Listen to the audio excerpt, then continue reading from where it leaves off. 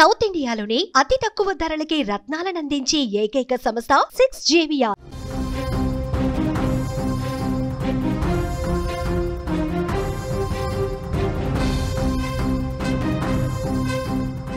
సాధారణంగా మనం ఎన్నో విషాద కథలు చూసుంటాం, వినుంటాం కూడా.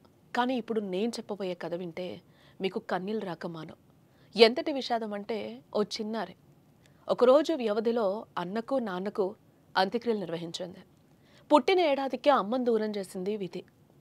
10 ఏళ్ల వయసులోనే ప్రాణానికి ప్రాణంగా చూసుకునే అన్నను, అమ్మలేని లోటును తెలియకుండా పెంచిన నాన్నను దూరం చేసుకుంది. అసలు ఏం జరిగిందో తెలుసుకునే ముందు ప్రతి ఒక్కరూ ఈ వీడియోని పూర్తిగా విని పాపకు అండగా నిలబడాలి. మరి ఇంతటి విషాదంలోనూ నాన్న కలెక్టర్ కావాలని కోరుకున్నారు.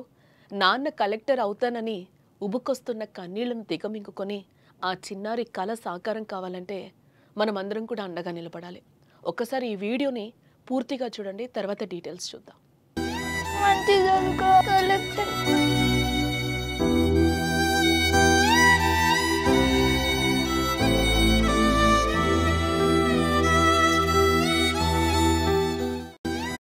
ఆ పాప ఎందుకు ఏడుస్తుందో ముందు నేను స్టార్టింగ్లో చెప్పినట్టు మీకు అర్థమయ్యే ఉంటుంది.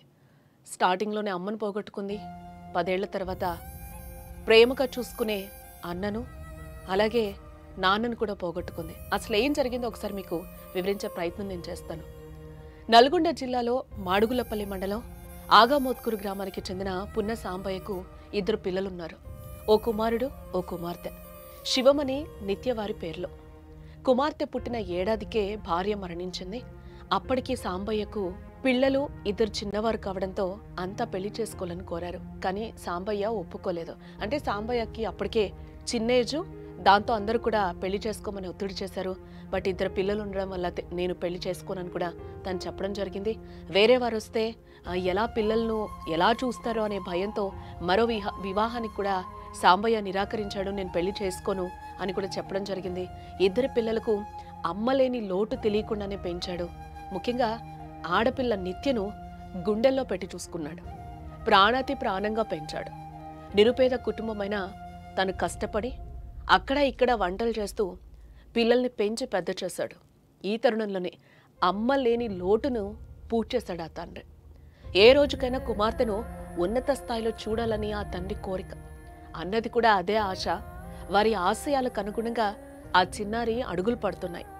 చదువులో రాణిస్తూ కూడా ఆ తల్లి ముందుకెళ్తోంది. గురుకుల పాఠశాలలో టాప్ ర్యాంక్ సాధించింది కూడా నిత్య. మిర్యాలగూడ శ్రీనివాసపురంలో గురుకుల పాఠశాలలో గవర్నమెంట్ కోటాలో చదువుతోంది నిత్య. ఇటీవల ఆ నిరుపేద కుటుంబానికి అన్నీ కలిసొస్తున్నాయి. గుడిసెలో ఉన్నవారికి గవర్నమెంట్ ఇల్లు కూడా వచ్చింది. పునాది తీశారు, దర్వాజా నిలబెట్టారు. హ్యాపీగా కార్యక్రమాలు అన్నీ కూడా జరుగుతున్నాయి. చాలా సంతోషంగా ఉన్నారు ఆ ముగ్గురు కూడా. మరోవైపు కుమారుడు శివమణికి, అన్నయ్యకు ఓ మంచి ఉద్యోగం కూడా వచ్చింది. నిత్య అన్న. ఒకవైపు అన్నయ్యకి జాబ్ వచ్చింది, మరోవైపు నాన్న ఇల్లు కడుతున్నాడు. నిత్య ఎంతో సంతోషించింది. ఈలోగా గణేష్ ఉత్సవాలు రానే వచ్చాయి. ఆనందంగా జరుపుకున్నారు. అన్నతో పాటు తండ్రి సాంబయ్య కూడా కార్యక్రమాల్లో చాలా ఆ భక్తులతో పాల్గొన్నాడు. ఆ భక్తి కూడా తనకి ఎక్కువ అని చెప్తున్నారు. 9 రోజుల నిమజ్జనం సందర్భంగా వేములపల్లిలోని సాగర్ మెయిన్ కెనాల్లోకి వెళ్ళగా అక్కడ దిగి కాళ్ళు కడుక్కునే ప్రయత్నం చేశాడు సాంబయ్య. ఈ క్రమంలోనే జారి దాంట్లో పడిపోయాడు తండ్రి. కళ్ల ముందు నాన్న నీళ్ళలో పడిపోతుంటే తట్టుకోలేని శివమణి నాన్నకి సహాయం చేసేందుకు ప్యాంటు విసిరాడు. కానీ దురదృష్టంతో 2 ఆ కెనాల్లో కొట్టుకుపోయారు. 2 రోజుల తర్వాత సాంబయ్య మృతదేహం, 3వ రోజు శివమణి మృతదేహం దొరికింది. ఆ కుటుంబానికి ఎవరూ లేకపోవడంతో నిత్యనే ఒకరోజు వ్యవధిలో అంత్యక్రియలు చేయాల్సి వచ్చింది. ఇంతటి విషాదంలోనూ నాన్న చెప్పిన మాటను నిత్య మర్చిపోలేదు. నాన్న ఆశ కలెక్టర్ అవ్వాలని, అది తీర్తానంటుంది నిత్య. అయితే నిత్యకు నాన్నెవరెవరు లేరు కదా ప్రస్తుతం. ఆస్తిపాస్తులు లేవు. అందుకు ప్రతి ఒక్కరూ ఆర్థిక పరంగా అందరం సహకరించాలి. స్క్రీన్ పైన కనపడుతున్న ఫోన్పే లేదా గూగుల్ పే నెంబర్కు మీకు తోచిన సాయం చేయండి. చిన్నారికి అండగా నిలబడతారని, మనమందరం అండగా నిలబడతామని సుమన్ టీవీ తరపున విజ్ఞప్తి చేస్తున్నాం. మనం చేసే చిన్న సాయం ఆ పాపకు పెద్ద సాయంగా ఉంటుంది కూడా.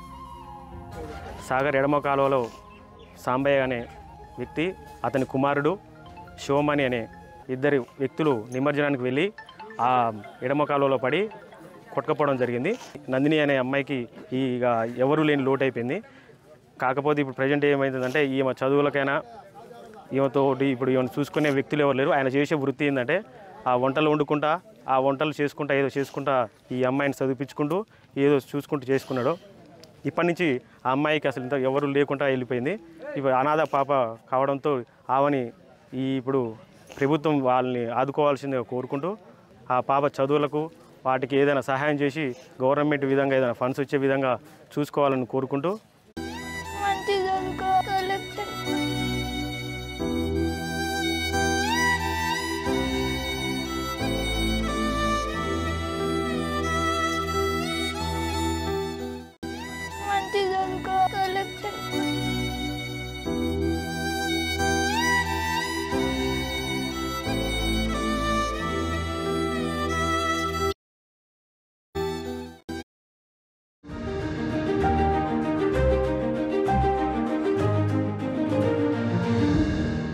క్యాంటీన్లో ప్లేట్లు కడిగిన సంజిత్ కొండ ఇప్పుడు కోట్ల రూపాయల వ్యాపారం చేస్తున్నాడు. గేదెల షెడ్డు వేసిన ఎంఎస్సీ స్టూడెంట్ అక్షయ్ ఇవాళ బెంజ్ కార్లో తిరుగుతున్నాడు. 3 అడుగులు ఎత్తు కూడా లేని ఆర్తి డోగ్రి ఐఏఎస్ కొట్టి రాజస్థాన్నే వణికిస్తోంది.